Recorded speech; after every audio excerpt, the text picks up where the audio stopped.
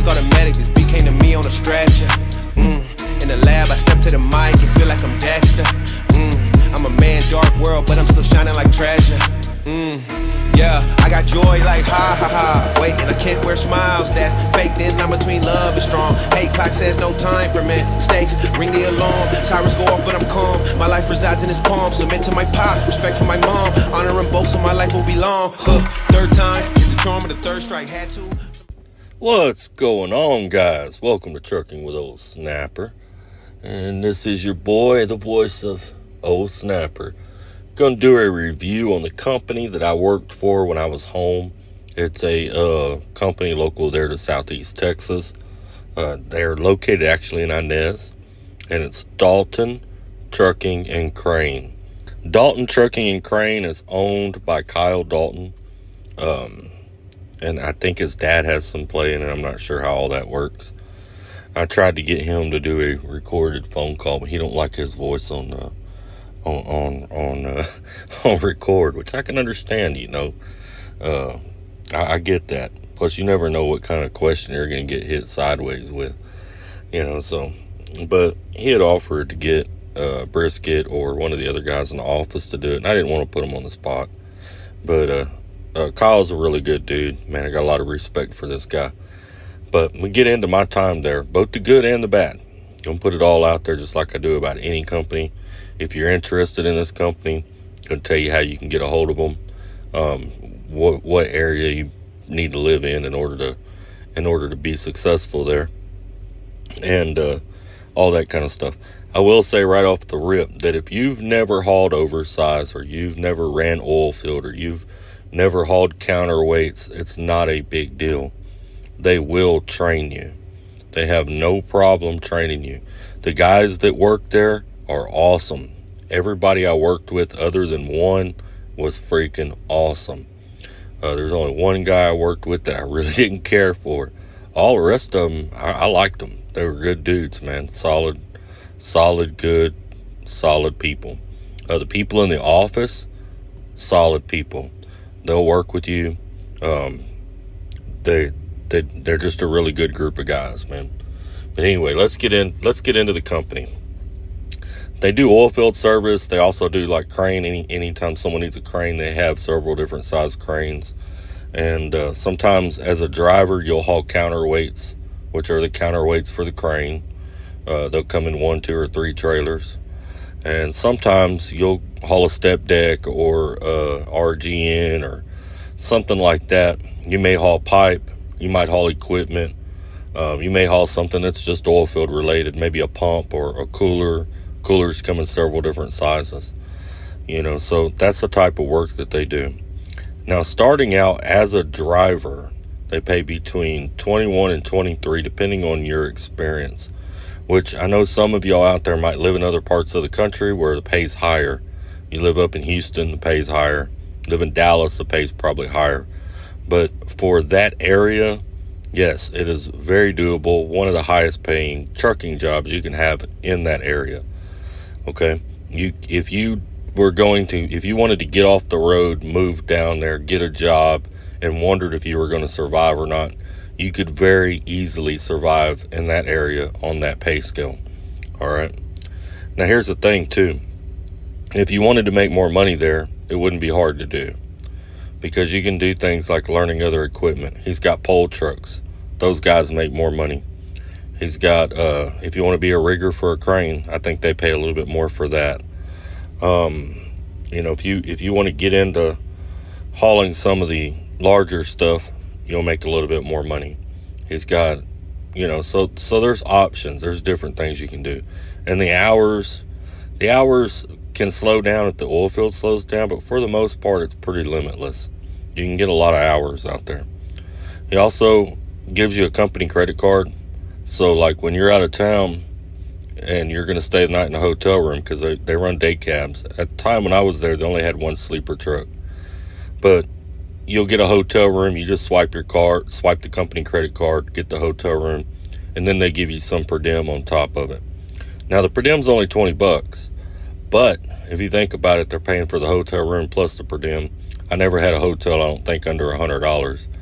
So, your per diem total is probably 120 to 160 a day if you count the room too.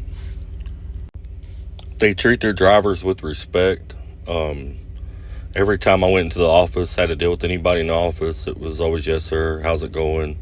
Once they get to know you, they'll call you by name, or they might stand out on the corner of the building. Some of the office people will. They'll be out there smoking a cigarette, and you just walk up and talk to them. Something that I found pretty interesting is where the owner of the company literally lives right next door to the yard. All right, there in Inez. I mean, literally right next door. And I found that kind of impressive because with a lot of these trucking companies, even if you know the owner, you don't know where he lives, and it ain't going to be anywhere near that yard. But he is such a good guy, and he's not crooked. He's not ripping his drivers off like some of these companies out here will do. So he's perfectly comfortable living right next door. And that's something I noticed right off the rip is, hey, if he's willing to live right there, I mean, every time I park my truck, I'm within 100 yards of his front door. He's not going to do me wrong because he's right there. If I got a problem, he's literally right there. His family and everything. So I mean, he treats his drivers, he treats all of his employees very respectful, takes care of everybody. The work is not really all that hard. And now during the summertime it can be, but we're going to get into that here in a minute. But the work there really is not all that hard either. So if you're concerned about, man, I've never hauled oversized. Like myself, I've hauled oversized. But the biggest thing I've ever hauled, I hauled with this company. I hauled a cooler that I think was 16 wide and 18 tall. It was literally the largest thing I've ever hauled. I've hauled oversized. I've hauled things that were wide. I've hauled things that were tall, And I've probably hauled things that tall before, but I don't think I've ever hauled anything that wide. I think that's the widest thing I've ever hauled. So... And he's got a ton of different kind of trailers. It's a really good company to go to work for if you're wanting to broaden your resume and learn to do a lot of different things within the industry. Another thing that's really good about working there at Dalton is he's got cranes. Most of his crane operators, if not all of them, were former drivers. So let's say you go to work for him as a driver and you want to learn how to operate a crane. After you've been there a little while, you're hauling these counterweights. And normally when you haul counterweights, you get out there and you help them rig up and rig down. You might even help the riggers as they're moving stuff. I used to get out there and hold the tag line for them and stuff like that. Or climb up there and help them put shackles on, whatever. Just kind of stay busy rather than sitting in the truck. And a lot of drivers just sit in the truck, but you don't have to. You can get out there and help them out. And that's one way to get your foot in the door. And, the crane supervisor, he notices that. And let's say you decide you want to run a crane. That pays a whole lot more. I might pay $30 an hour or 40 or 35 or I don't know the exact number. But that pays a lot more than a driver does. Crane operators make really good money. So... Let's say you decide you want to do that. They will train you to do that. If you want to run a pole truck and make more money, get over there, grab a pole truck, practice with it at the yard. One of the best pole truck operators, JD, works there. He's probably one of the best on the Texas Gulf Coast. And he's a really good laid back dude. Redneck as hell, but he's cool as shit. He will help you, and he ain't got no problem doing that either. The guys there have a lot of fun. Pick on each other, but it's a good environment. It's a really good work environment, and I really enjoyed my time there. All right. Now, what are the bad things about working there? Well, one of the bad things is your own call. All right, so you have to be prepared for that. You can be in the middle of dinner. You might have a plan to say, hey, you know what, after dinner, I'm going to go fishing this evening. That don't necessarily mean you're going to go fishing this evening because that phone might ring. 2 different times I come back into the yard and was headed home. I grabbed my road bag. I used to carry a change of clothes. If you're going to go to work there, you want to always take a change of clothes with you because you may not come back that evening. Even if they tell you that you might be back that evening, you still may end up gone overnight or 2 or 3 days sometimes. So keep 2 or 3 days worth of clothes with you.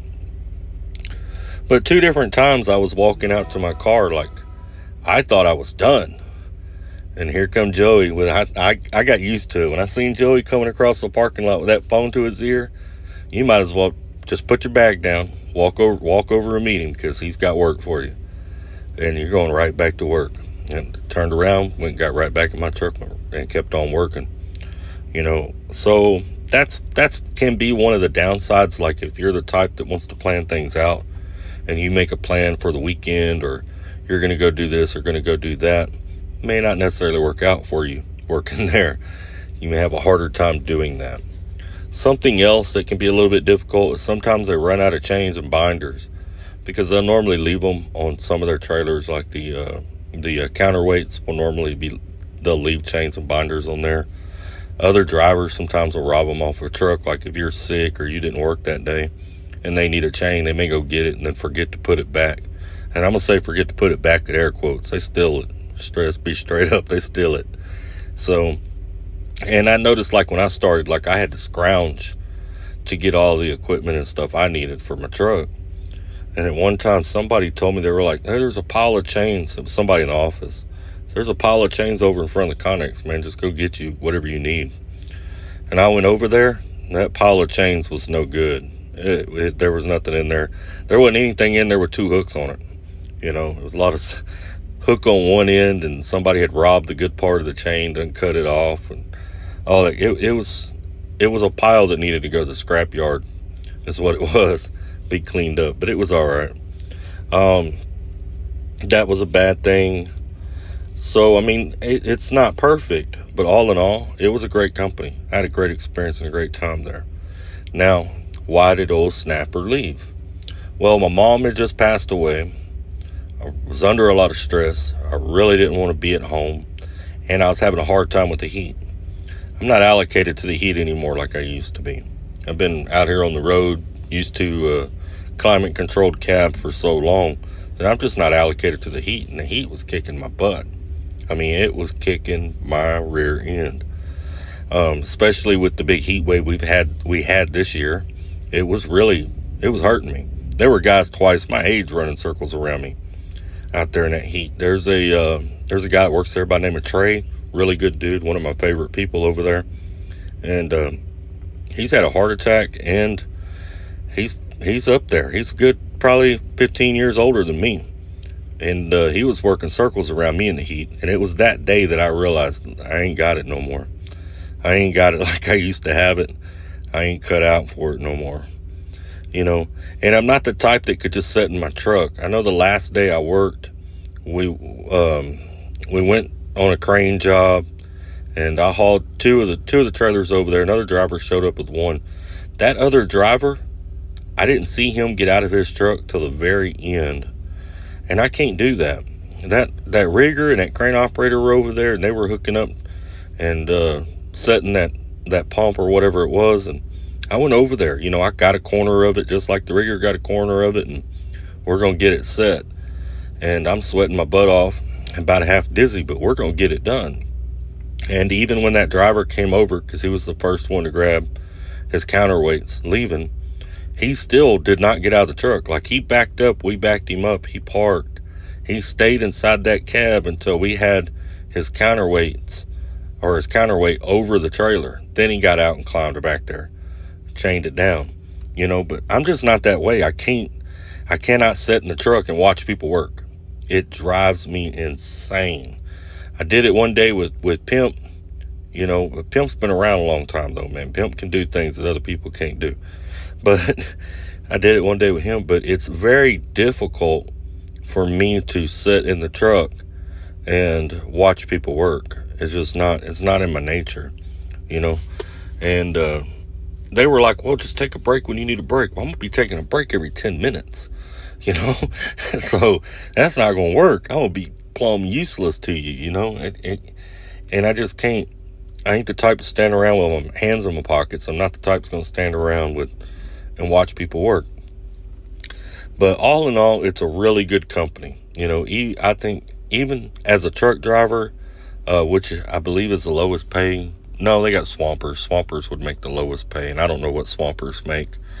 But as a truck driver, which is one of the lower paying driving jobs at Dalton, I still made $1,500 a week, 12, 13, 14, 1,500 a week, no problem. And like I said, around there, that's plenty to live on. That's plenty to live on comfortably in that area. It's not that expensive to live down there. Not only that, they got insurance, and they'll take care of you. And you'll get to see some really cool cars. The owner is into bartering, and I tried to get him to start a YouTube channel because this dude barters like crazy. But one day he pulled into the yard, or drove over from his house with a Ferrari that he had bartered for. And I didn't get to see the rest, like the full deal of what he had. Maybe one day if I'm down there, maybe I can get by there and see it. But he's got a lot of really cool cars. So if you're into cars, you'll have a lot in common with the owner. Really good people. And it's a really good company to work for. I would vouch for them 100%. So if you live down in the Victoria area, anywhere within driving distance of Victoria, Inez is pretty much a suburb of Victoria. Anywhere within driving distance of Victoria, you got a CDL, you've got some experience. And I don't mean experience doing what they're doing, but you've got some driving experience. And you want to go to work, just give Joey a call, and they'll work it out for you. They'll get you to work. And they'll take care of you. They got your back. They got your back no matter what's going on. That's something else that I was really impressed by there, because in a lot of companies, if you get in a bind, you hit something, you tear something up, you do something, they don't care. No, they care over there. They're gonna have your back as a driver. They really care a lot about their drivers. Anyway, I hope this helps you out if you're looking for a job and you're down in that area. If you're deciding you want to get off the road and you're ready to go work a regular job and kind of have a little bit of a social life and work around some really good dudes, and maybe you want to get into hauling oversize and be trained and learn how to do it properly and safely, this is the company to go to work for. Dalton Trucking and Crane. If you've got ambition to be a crane operator one day, definitely the place to be. Y'all take care, stay safe, be good to one another, and let's keep trucking. Please call the medic. This beat came to me on a stretcher. In the lab, I step to the mic and feel like I'm Dexter. I'm a man, dark world, but I'm still shining like treasure. Yeah, I got joy like ha ha ha. Wait, and I can't wear smiles, that's fake. Then I'm between love and strong. Hey, clock says no time for mistakes. Ring the alarm, sirens go off, but I'm calm. My life resides in his palm. Submit to my pops, respect for my mom. Honoring both, so my life will be long. Third time is the charm of the third strike.